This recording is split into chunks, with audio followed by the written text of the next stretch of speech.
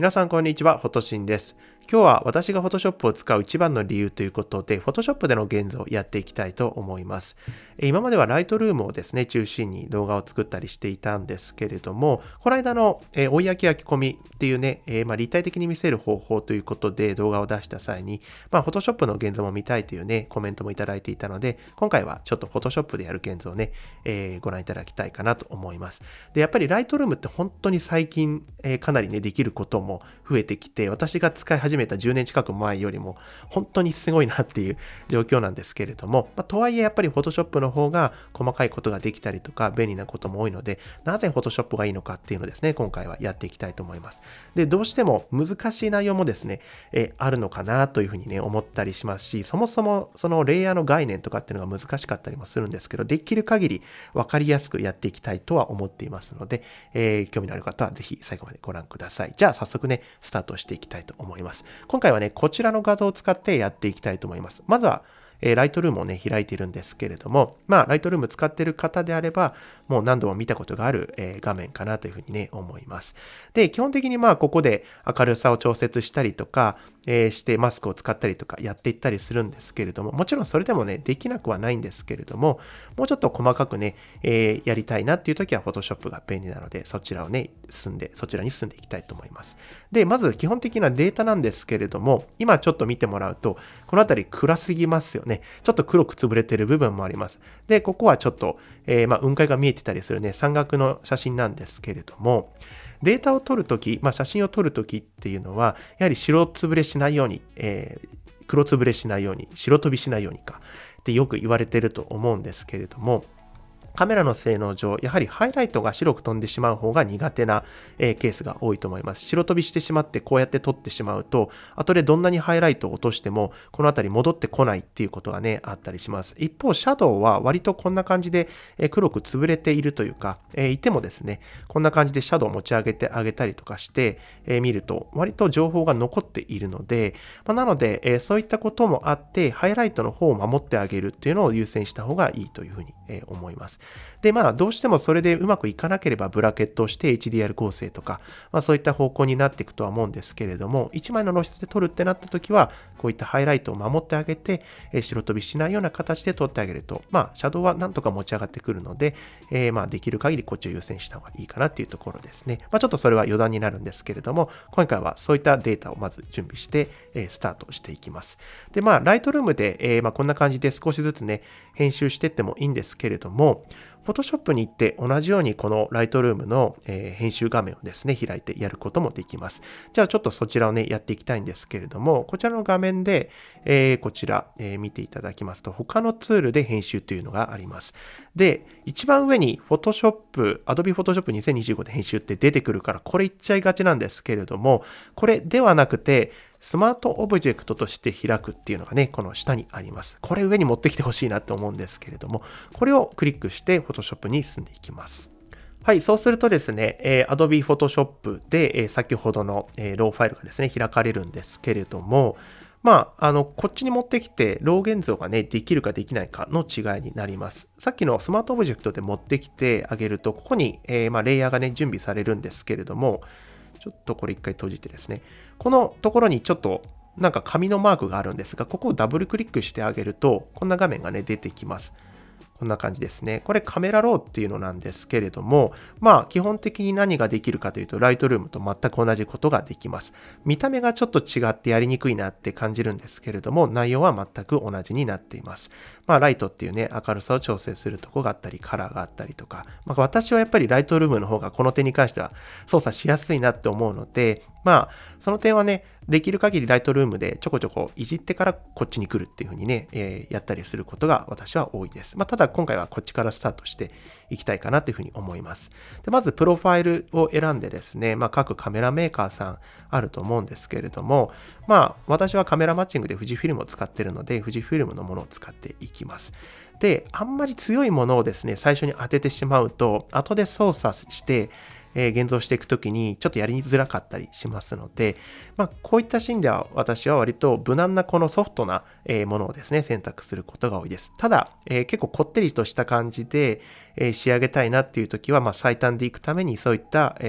ピクチャースタイルだとかフィルムシミュレーションを選択してやることもあるんですが、今回の山岳のこの写真の場合だったらプロネガースタンダードっていうものでちょっと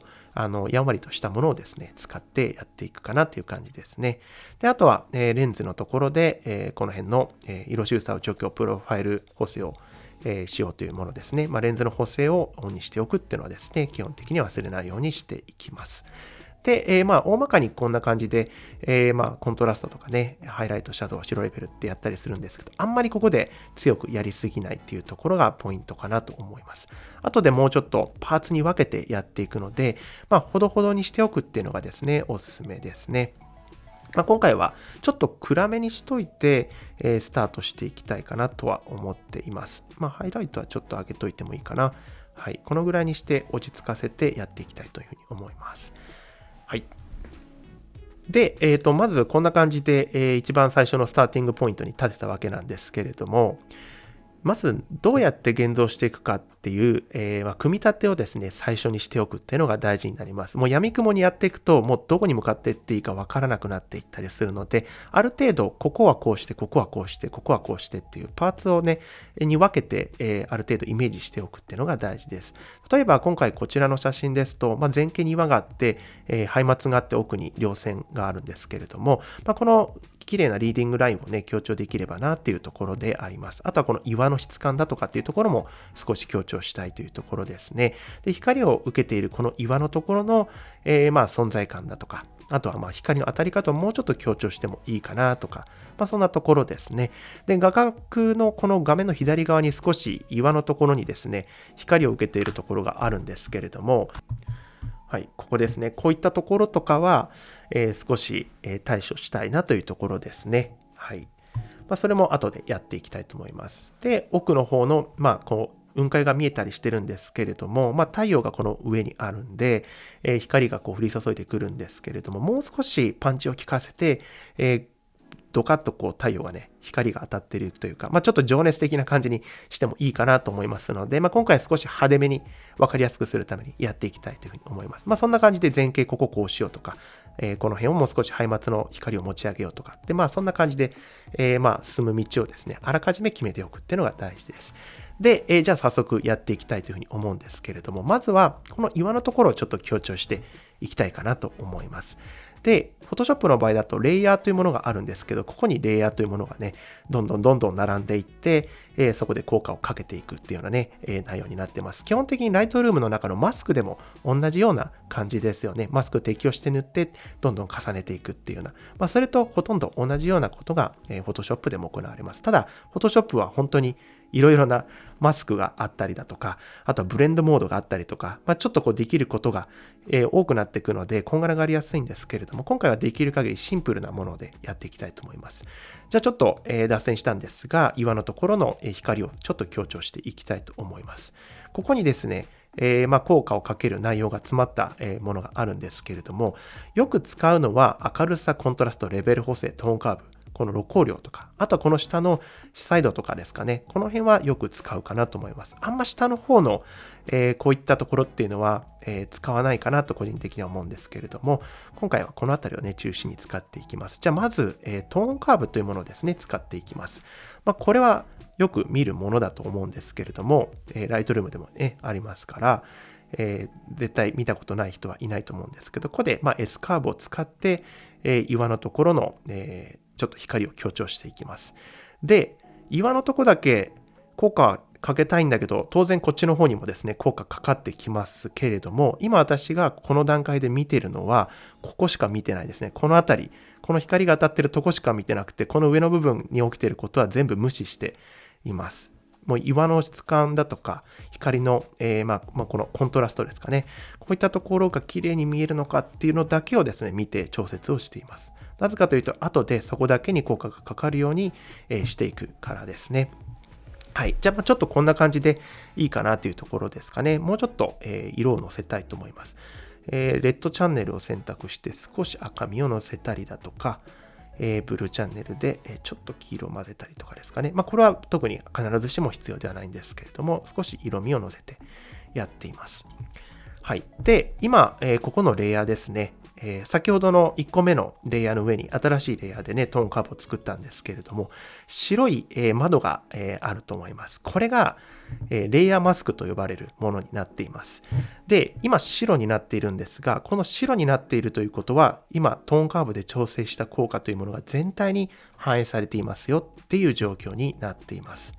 で、これをですね、どうするかというところなんですけれども、ひっくり返すっていうね、行為をします。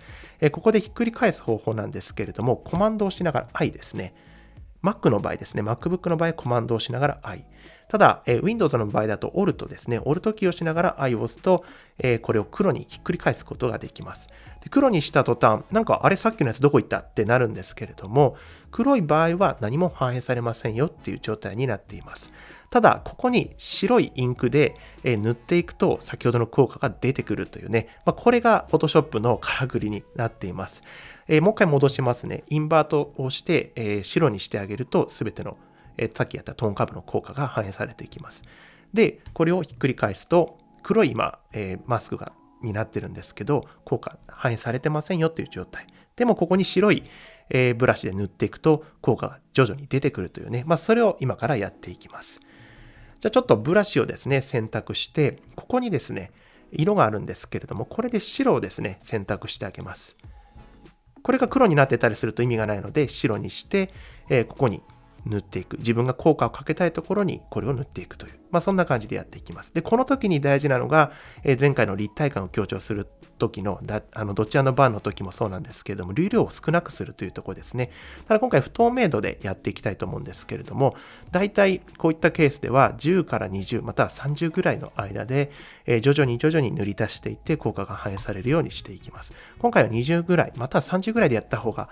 効果がはっきりわかるかなと思うので、それでやっていきます。で、今私はペンタブというものをですね、使っているんですけれども、このワコムのペンタブっていうのをですね、長らく使ってるんですが、それを使ってやると塗りやすくなりますね。こんな感じで、ちょっとこんな感じでコシコシやっていくんですけれども、やっぱ20にします。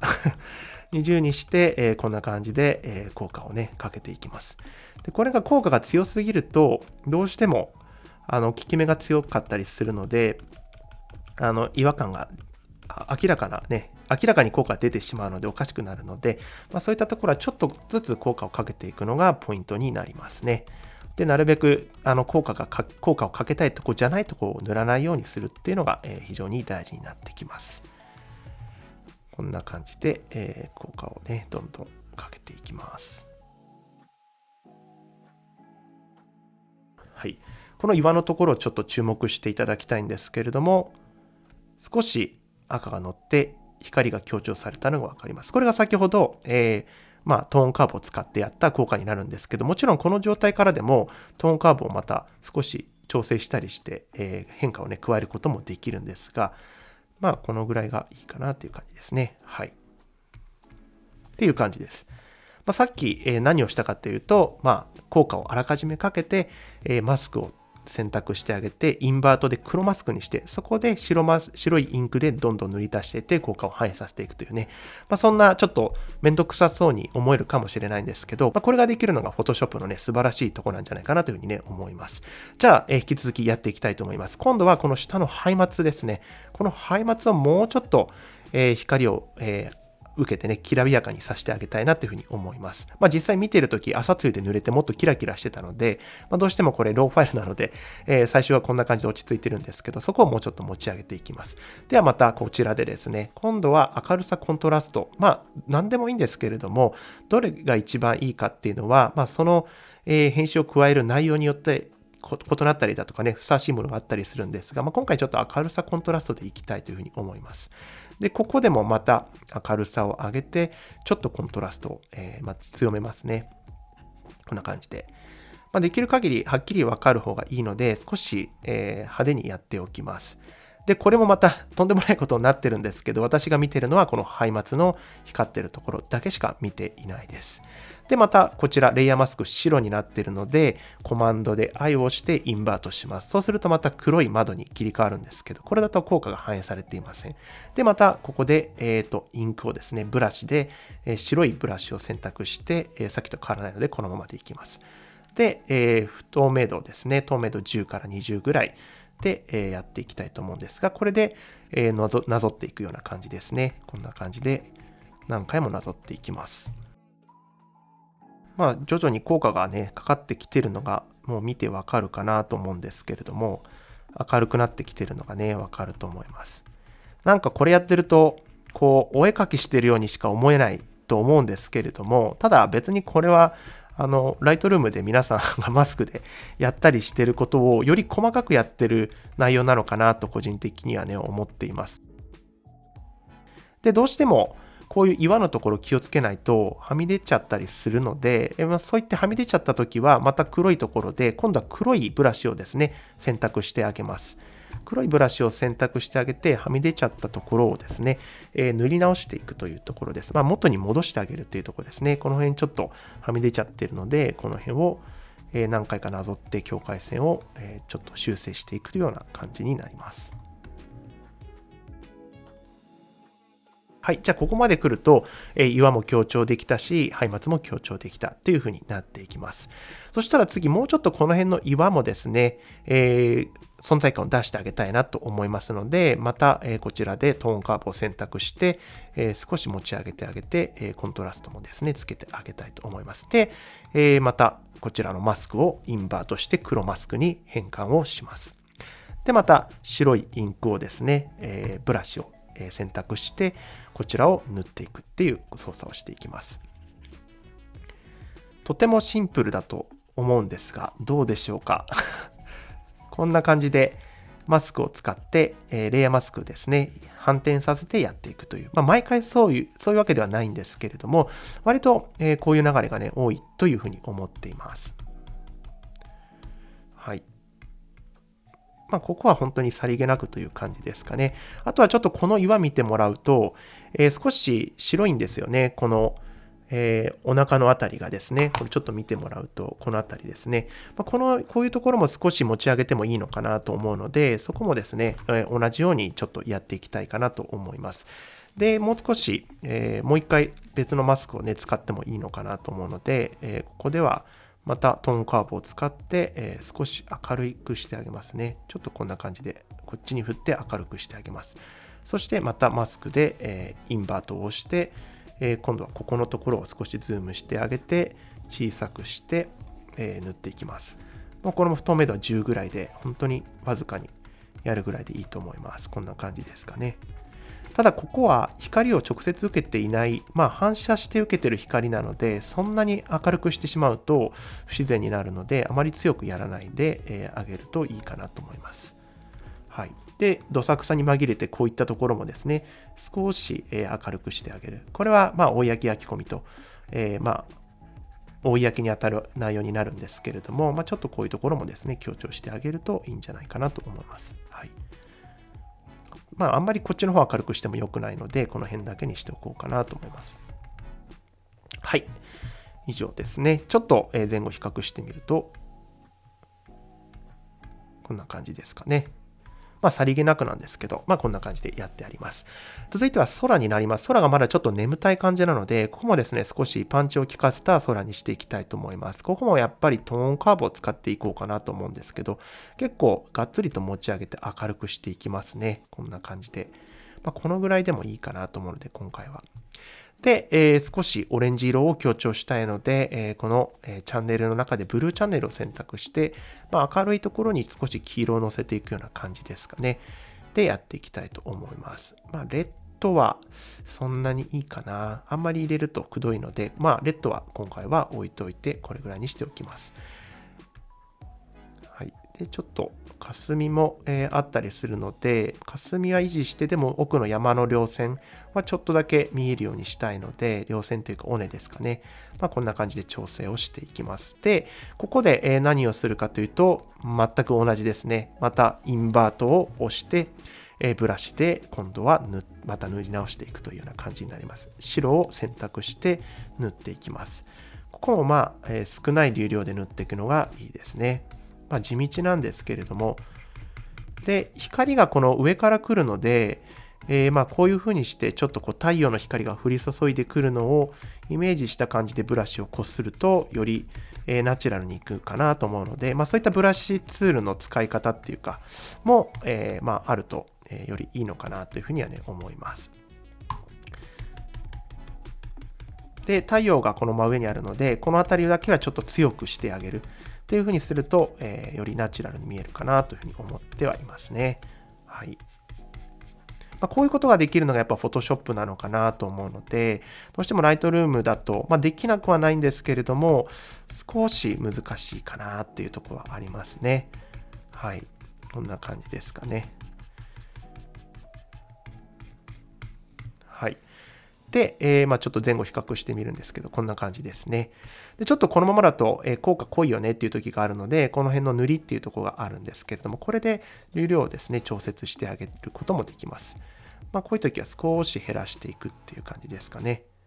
でも今回このぐらいがっつり効かせておきたいので、これぐらいにしておきます。で、こうやってやっていくと、時々、あれっていう時があって、最初にやったこういうところですかね。なんか赤っぽくて、なんかここと色ずれてるなっていう時もあるので、そういった時はやっぱり後に戻って、前の方に戻ってですね、やり直したりするってこともできます。なので、これは赤いのはいらないので、さっき赤みを少しのせたんですけど、それは取り除いて、黄色だけ、元あった色だけにして、やっております。はい。そんな感じですね。で、あとは、細かいところなんですけど、こういうのですね、これもちょっと取り除きたいので、ここはですね、普通に消しゴムツールを使って、消していきたいというふうに思います。で、ここも消しゴムツールではなくて、ヒーリングツールじゃなくて、普通に色をですね、乗せて、消すっていうね、黒い色を乗せて被せちゃうってこともね、できるんですけれども、今回ちょっとヒーリングツールでね、対処しました。はい。っていう感じですね。あとはですね、ちょっとレベル補正とかを使いながら、全体的な明るさをちょっと調節したりだとかですかね、コントラストを調節したりとかをするという感じですかね。で、ちょっとここでレイヤーをですね、統合していくんですけれども、今ちょっとアクションキーを使って、ショートカットで統合しましたね。そして、そこからちょっと画面が振り切れてしまってるんですが、ごめんなさい。この上にあるですね、カメラローっていうね、フィルターがあるので、これを使っていきたいと思います。これは、先ほどの、ローを現像するときにあったね、編集のパネルと、同じような、フォーマットのものなんですけれども、そこで、ちょっと、効果をね、かけていきます。ここでは、テクスチャー明瞭度、ライトルームとかに普通にあるようなね、ツールになるんですけれども、これをね、ちょっと、強めにかけていきたいと思います。これで質感をね、強調していきます。このテクスチャーとか明瞭度というのはあんまり画像全体にかけるものではないと私自身は思っているんですけれども、適材適所ということで、私は今回のケースだと前景のこの岩とか、あとはこの背末のところですかね。あとはこの辺の岩と真ん中ぐらいにちょっとっていう感じでかけていきます。今これが、その効果をかけたものなんですけれども、本当にここ名前変えれるので、今までやった内容もですね、名前変えておくと整理できますね。例えばここはテクスチャーというね、名前にして、おきます。で、今効果かかってる状態なんですけれども、かなり、いろんなところにかかってる状態ですね。ここでまたマスクを選択して、これもまた同じようにインバートを押します。インバートをして、白いブラシでまた必要なところに効果をかけていきます。で、ここもやはり流量は少なめに10から20にして何回も効果をね、塗り足して効果が反映されていくようにしていきます。で、今20でかけているので、かかってきていると思うんですけれども、例えばこの次のセクションですかね、次もうちょっと遠くに行くと少し霞の影響もあるので、少しこの不透明度の量をですね、減らしてあげて塗っていくという感じですかね。そうすると効き目が弱くなるので、遠くに行くにつれて効き目が薄れていって、よりナチュラルな見た目になっていくと思うので、そういう感じでコントロールしてもいいというふうに思います。やっぱりこう空気遠近法をですね、強調するというところもあるんですけど、手前がはっきり見えて、奥がに行くにつれてちょっとこうボケていくような、そういった、条件というかね、を現像の中でも生み出せるとより立体感も強調できるので、そういった感じで編集をね、加えていくといいんじゃないかなというふうにね、思います。はい。そんな感じでちょっとね、やってきたんですけれども、こんな感じですかね。あともう少しちょっとやりたいこともね、あるんですけれども、こんなところかなというふうにね、思います。で、ここまで来たらコマンド S っていうね、ボタンを押してあげると、ライトルームにですね、またそのデータがね、戻って、ライトルームでも最後ちょっと仕上げができたりもしますので、このコマンドセーブで、そっちに戻ってあげるっていうのもですね、いいかなと思います。問題なければこのまま、書き出してもいいんですけれども、そんな感じでやっていただければというふうに思います。じゃあちょっとライトルームの方にですね、一旦戻りたいと思います。はい、という感じで今、Photoshop でやった内容がですね、Lightroom の方に戻ってきました。こんな感じでね、仕上がってきますね。はい。で、もしここで何かすることがあったりとか、もうちょっと明るくしたいよねとかってね、思ったりすることもあったりするので、そういった時は若干ここで微調整することもあります。そんな感じで、もし必要があれば、してもらっていいかなと思うんですけれども、こんな感じですかね。はい。はい。っていう感じで、今回は Photoshop での現像をですね、ご覧いただいたんですけれども、いかがだったでしょうか。やっぱりね、初めて使う方だとね、慣れない部分もあったりして、よくわかんないなっていうね、とこもね、きっとあるんじゃないかなと思うんですけど、実際にやっぱり触りながら、習得していくのが一番いいと思うので、ぜひですね、初めてやる方もいると思うのでね、今回の動画を参考に、触ってみていただけたらなと思います。で、私もやっぱり Photoshop が一番素晴らしいなと思うのは、先ほど言った効果をかけてしまってから、レイヤーマスクをですね、反転させて黒マスクにして、塗って効果を出していくっていうね、やっぱプロセスが、Photoshop ならではなのかなと思いますし、自分もかなりそれで、やることも多いですし、やりやすいっていうのもあるので、そういったところがですね、最終的には、現像のいい結果にもつながったりすることもありますので、やっぱそっちの方が向いてるっていう人もいると思うので、今回ね、まだやったことがない方はぜひ試していただければなというふうにね、思います。で、今回特に触れなかったんですけれども、キドマスクですかね、ルミナシティマスクのプラグインちょっと見えてたかと思うんですけど、右上に。あれと併用してやるとまたさらにね、素晴らしいことができたりしますので、今回ちょっとそれ使わないでベーシックなやり方をですね、お見せしたんですけれども、また機会があったらそっちもやれたらなと思います。ただそんなに